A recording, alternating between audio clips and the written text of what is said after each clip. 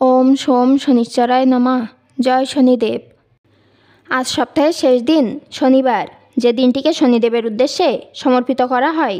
শনিদেব হলেন কর্মফলদাতা, ন্যায়ের দেবতা, যাকে আমরা বড় ঠাকুর হিসেবেও জেনে থাকি। জ্যোতিষশাস্ত্র মতে সমস্ত গ্রহের মধ্যে শনিদেব হলেন সবথেকে ক্রূর গ্রহ। বলা হয় শনির দৃষ্টি যার উপর পড়ে তার জীবন ছারখার করে দেয়। আর সেই কারণেই আমরা প্রত্যেক শনিবার দিন শনিদেবের উদ্দেশ্যে পূজা করে থাকি, তার উদ্দেশ্যে ব্রত রেখে থাকি।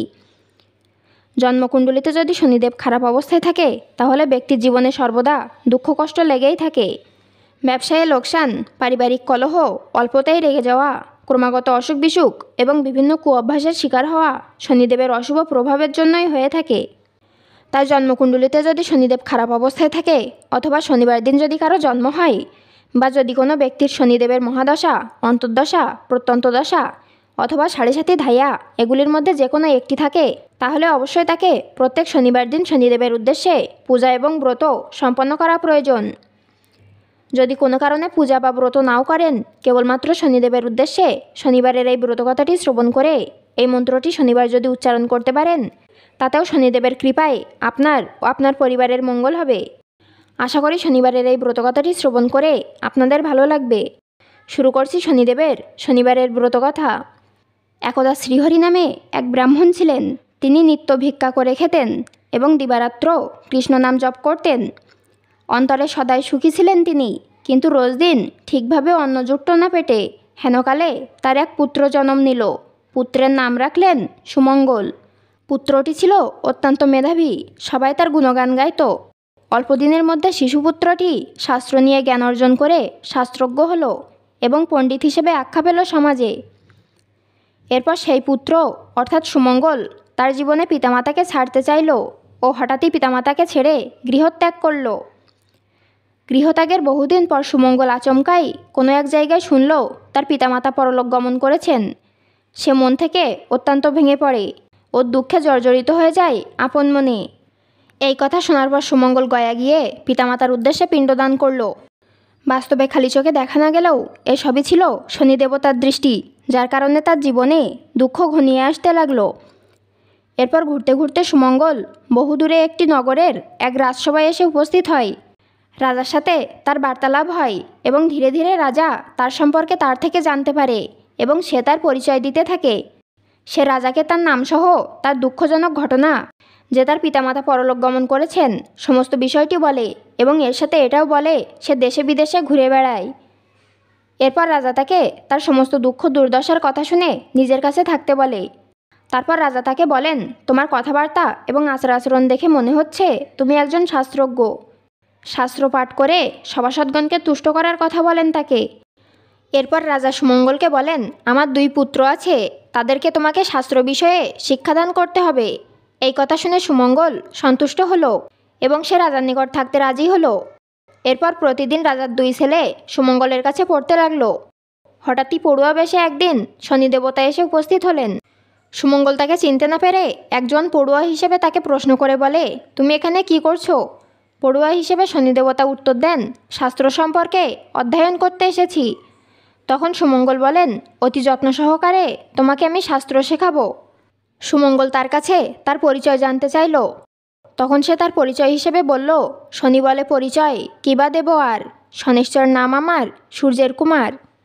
এরপর সুমঙ্গল বলে, সত্যিই যদি তুমি শনি হও, তাহলে আমার দুঃখ কিসে দূর হবে সেটি তুমি বলে দাও।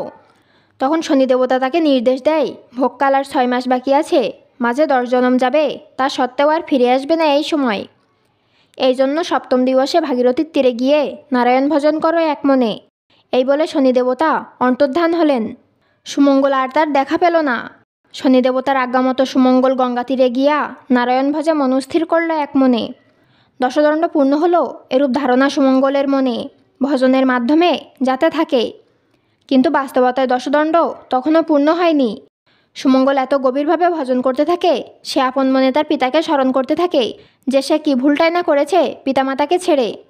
এমন সময় রাজার 2 পুত্র সেই নদী পাড়ে এসে উপস্থিত হয় এবং সুমঙ্গলের ভজনে ও ধ্যানে বিপন্ন আনার চেষ্টা করে অজান্তেই। তা দেখে শনিদেবতা খুবই ক্রুদ্ধ হন এবং শনিদেবতা সুমঙ্গল কতটা পরিমাণে গভীরভাবে ধ্যানে মগ্ন সেটাও পরীক্ষা করার জন্য রাজার 2 পুত্র মুণ্ড আলাদা করেন এবং সুমঙ্গলের শরীরের ওপর সেটি ফেলে দেন। কিন্তু তা সত্ত্বেও সুমঙ্গল আপন মনে তার ভজন ও ভুল সম্পর্কে গভীরভাবে মগ্ন ছিল। সে বহির্জগতের বিষয় সম্পর্কে অসচেতন ছিল। এই অবস্থায় শনিদেবতা রাজাকে স্বপ্নে দর্শন দিয়ে বলেন রাজার 2 সন্তান সম্পর্কে, যে তারা নদী পাড়ে খুবই বড় বিপদের মধ্যে আছেন। এই অবস্থায় রাজা দ্রুত নদী পাড়ে যান তার কর্মচারীদের নিয়ে। তার পুত্রদের মুন্ডু ধর থেকে আলাদা দেখে রাজা মাটিতে গড়াগড়ি খেয়ে কান্না করতে থাকে। এই সময় রাজার লোকেরা সুমঙ্গলকে এর জন্য দায়ী করে তাকে কারাগারে বন্দী করেন।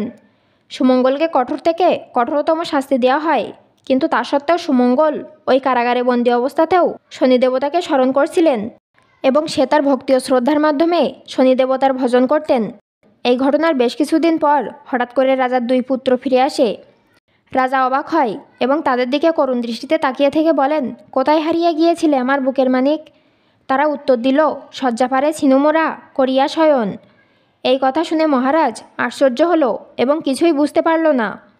ঠিক এই সময় রাজার সেই ব্রাহ্মণ সুমঙ্গলের কথা মনে পড়ল, যে কারাগারে বন্দী ছিল। না বুঝতে পেরে ভুলের বশে কত কষ্টই না সুমঙ্গলকে দিয়েছে মহারাজের আদেশে তার কর্মীরা। তাকে দ্রুত কারাগার থেকে মুক্ত করে নিয়ে আসার আদেশ দেওয়া হলো। এরপর সুমঙ্গলকে রাজার সামনে নিয়ে আসার সাথে সাথেই রাজা সুমঙ্গলের কাছে ক্ষমা চাইলেন এবং রাজার চোখ দিয়ে জল পড়তে লাগলো। এরপর রাজা সুমঙ্গলকে বলল, তাহলে তখন কার মুণ্ড দর্শন করেছিলাম? সুমঙ্গল তখন উত্তর দিলেন, আমি কিছু জানি না মহারাজ। আমি শুধু এইটুকু জানি, আমি শুধু শনির দৃষ্টিতে কষ্ট পাই। এরপর রাজা বললেন, যদি শনিদেবতার দর্শন পাই তাহলে তার পা ধরে পুজো করব। এই কথা শুনে সুমঙ্গল সেখান থেকে চলে গেল। এই সমস্ত কথা শনিদেব শুনে তিনি তার দর্শন দিলেন রাজাকে। শনিদেবতাকে দেখে রাজা প্রণাম করলেন এবং বললেন, তোমার দর্শন যখন পেয়েছি তোমার পূজার বিধান তুমি বলে দিয়ে যাও। শনিদেবতা রাজার কথা শুনে তিনি নিজেই রাজাকে পূজার বিধান বললেন। শনি বলে, পূজাবিধি শুনো হে রাজন। শুদ্ধভাবে শুদ্ধ মনে আমার বাড়িতে করিবে আমার পূজা একান্ত মনেতে। নীলবস্ত্র কৃষ্ণতিল তৈল যে দিবে, মশার মাসকলাই সংগ্রহ করিবে। কৃষ্ণবর্ণ ঘট রাজা করিয়া স্থাপন, পঞ্চজাতি ফল ফুলে করিবে অর্পণ। এই মোর পূজাবিধি কহিলাম সার, ভক্তি মোর প্রধান যেন কি বলিব আর।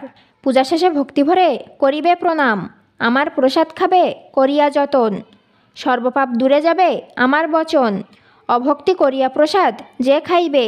অল্পদিনেই সমনের ভবন এসে যাবে, আমার পূজায় যে বা করে অনাদর। চিরকাল দুঃখ পেয়ে হইবে কাতর। এত বলি শনিদেব হইল অদর্শন, ভক্তিভরে করে রাজা শনির পূজন। এরই মাঝে সুমঙ্গল বিদায় লইয়া করে সে শনির পূজা গঙ্গা তীরে গিয়া। এই মতে প্রচারিল পূজা শনিদেবের। শনির পাঁচালি যে রাখিবে ভবনে, কখনো না সে পড়ে বিপদ বন্ধনে।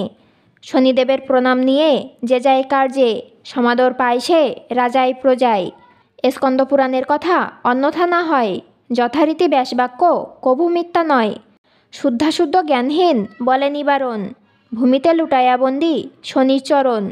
এত দূরে এসে এই গ্রন্থ সমাপন করি, শনেশ্বর প্রীতে বলো হরি হরি। শনিবার এই ব্রতকথাটি শ্রবণ করে শনিদেবের উদ্দেশ্যে এই মন্ত্রটি একবার হলেও উচ্চারণ করবেন। আর এই মন্ত্রটি হলো ওম সোম শনিশ্চরায় নমঃ। যদি সম্ভব হয় 108 বার জপ করবেন। আর শনিদেবের উদ্দেশ্যে সায়ংকালে অর্থাৎ সন্ধ্যাবেলায় একটি সর্ষের তেলের প্রদীপ পারলে অবশ্যই প্রজ্বলন করুন। এই দিন কোনো দুস্থ মানুষ, কাক অথবা কালো কুকুরকে যদি আপনি কোনো কিছু খাবার খাওয়াতে পারেন এবং যদি কোনো কালো বস্তু দান করতে পারেন, সেটি আপনার পক্ষে অত্যন্ত শুভ হবে। আশা করি শনিদেবের শনিবারের এই ব্রতকথাটি শ্রবণ করে আপনাদের ভালো লেগেছে। ভালো লাগলে লাইক করবেন, পারলে শেয়ার করবেন। সকলেই ভালো থাকুন, সুস্থ থাকুন এই কামনা করে আজকের মতো ভিডিওটি এখানেই শেষ করলাম। ঈশ্বর আপনার মঙ্গল করুক। ধন্যবাদ।